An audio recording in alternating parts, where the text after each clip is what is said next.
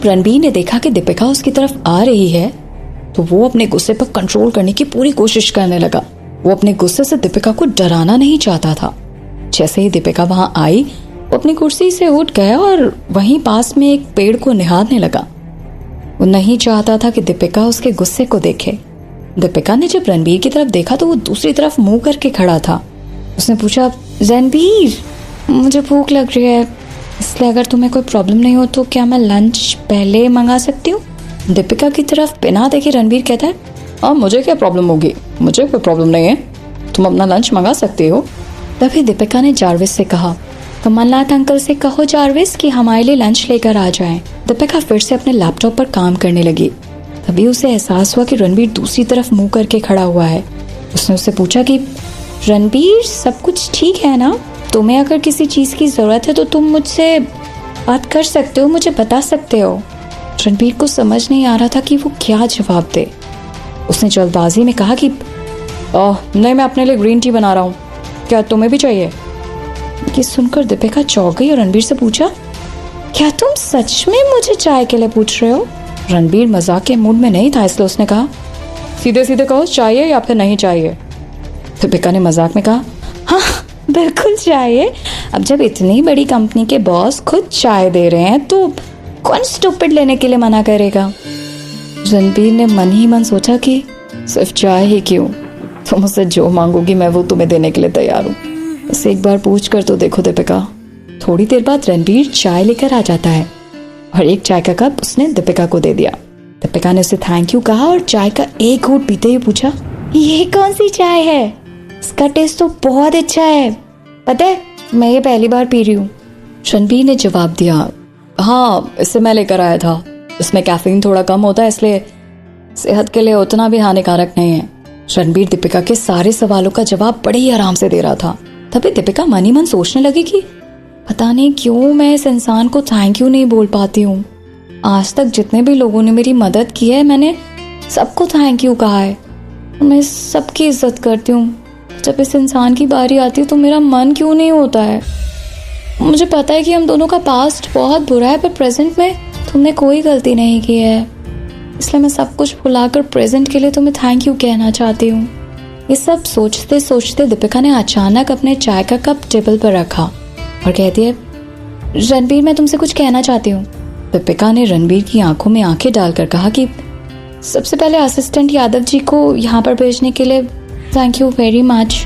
मैं कमलनाथ अंकल और आंटी को अपनी फैमिली की तरह मानती हूँ, इसलिए पिछले 3 दिनों में यादव जी ने उन दोनों का ख्याल रखा, इसके लिए thank you so much Ranbir. Ranbir ने इस बात का कोई जवाब नहीं दिया क्योंकि वो जानता था कि दीपिका शायद अभी कुछ और कहेगी। दीपिका फिर कहती है कि दूसरी बात ये कि मैं तुम्हें मेरी जान बचाने के लिए भी थैंक यू कहना चाहती हूँ। अगर सच में तुम उस दिन वहाँ नहीं होते तो शायद आज मैं जिंदा नहीं होती।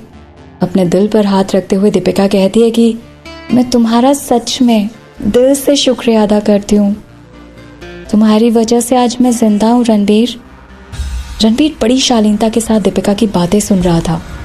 अभी कुछ ही समय पहले जिस लड़की ने उसे इतना गुस्सा दिलाया था, अब वही लड़की अपनी प्यारी बातों से उसका दिल खुश कर रही थी। समय भी ना क्या क्या करवाता है। उसे अब ऐसा एहसास होने लगा था कि अब उसका प्लान सही से काम कर रहा है। तो दीपिका के बस एक थैंक यू का ही इंतजार कर रहा था, पर उसे एक नहीं 2 थैंक यू एक साथ मिले।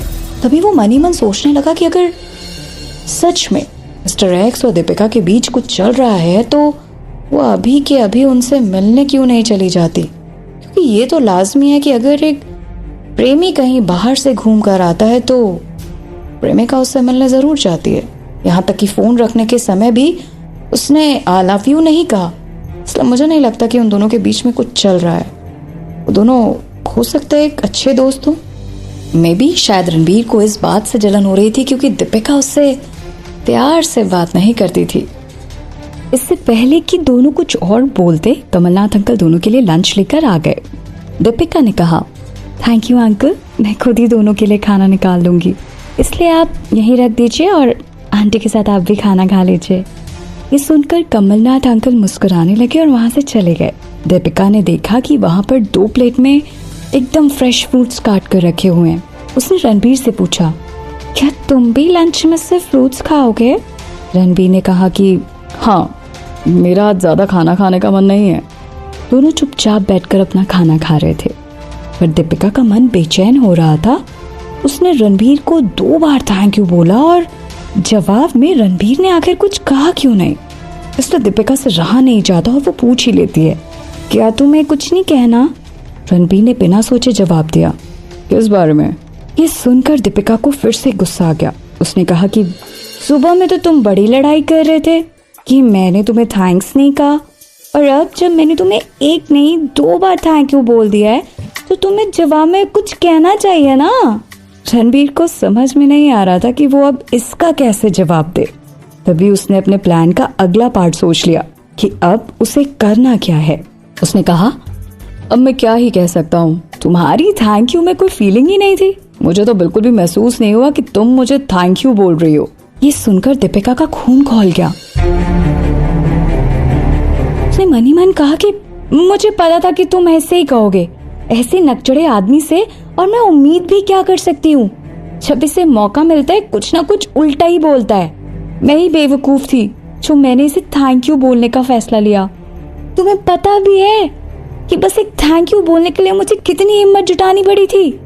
तुम्हारा क्या है, तुम्हारे मन में जो आए बोल देते हो, फिर कभी सोचते भी हो कि मुझे कैसा लगता है।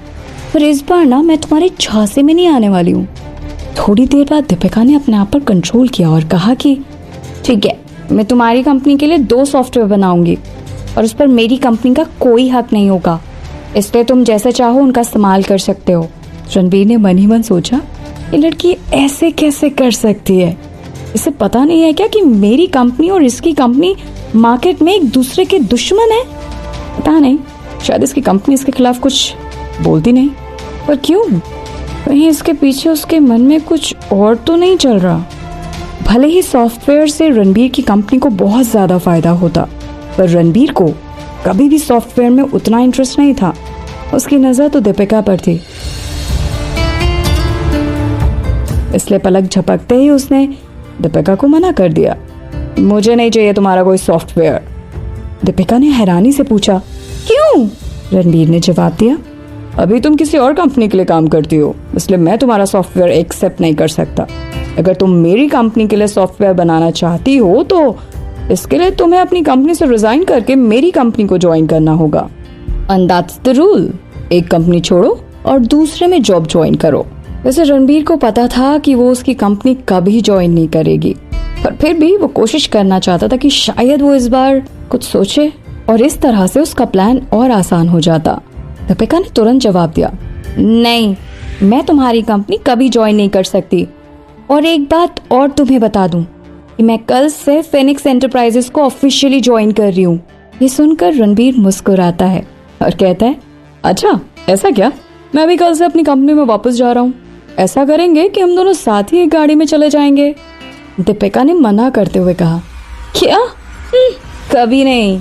रणबीर ने उसे समझाते हुए कहा, देखो, मित्तल ग्रुप्स का हेडक्वार्टर तुम्हारी कंपनी के जाने वाले रास्ते में ही है, इसलिए तुम अपनी कंपनी जाते वक्त मुझे रास्ते में ड्रॉप कर देना। दीपिका ने मना करते हुए कहा और उसकी तरफ देखा।